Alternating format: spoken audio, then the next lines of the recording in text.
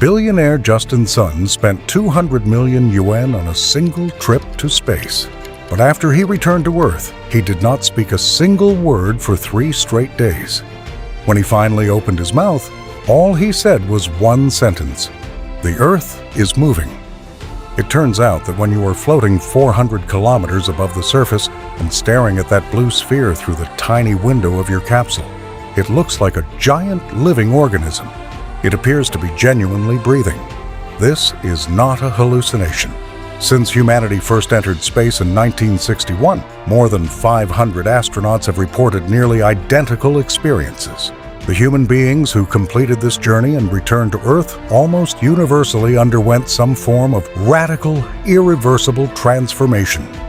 Some became withdrawn and silent. Some abandoned their careers to found environmental organizations. Some began obsessively researching the fundamental nature of human consciousness. How deep does this transformation go? Neuroscientists who scanned their brains discovered that the region responsible for self-identity had undergone permanent structural change, as though their sense of self had been completely reformatted.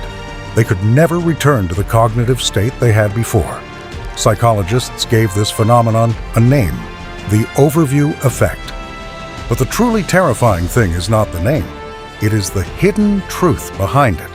Every single one of us right now is living inside an enormous cognitive prison, and the people who return from space are the only human beings who have ever escaped it. Rewind to July 1969.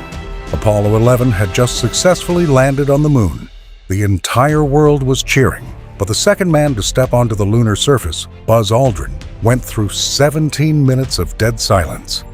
NASA believed a catastrophic accident had occurred. When he finally spoke, his first words left everyone in the room completely speechless. From that day forward, Aldrin's life changed entirely. The hero of humanity spiraled into alcoholism. His marriage collapsed. He attempted to end his own life multiple times. It was not until decades later that he explained in his autobiography what had truly happened.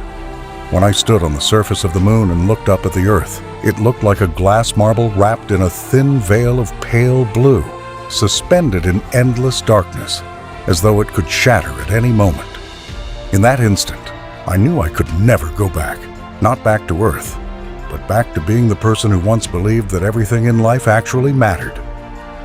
Life after returning became a form of psychological torture. Sitting at the dinner table, listening to his family argue about whose turn it was to wash the dishes, the only thought running through his mind was, "I just came back from the moon. I saw the entire Earth floating in the void, and they are fighting over dishes." In 1968, during the Apollo 8 mission orbiting the moon, astronaut William Anders witnessed a scene that would be permanently seared into his memory: the Earth slowly rising above the lunar horizon. He captured the photograph that would go on to change the course of human history: Earthrise. Anders experienced an internal collapse. He felt that he was not photographing a planet. He was taking a portrait of the dead, a memorial image for all of humanity.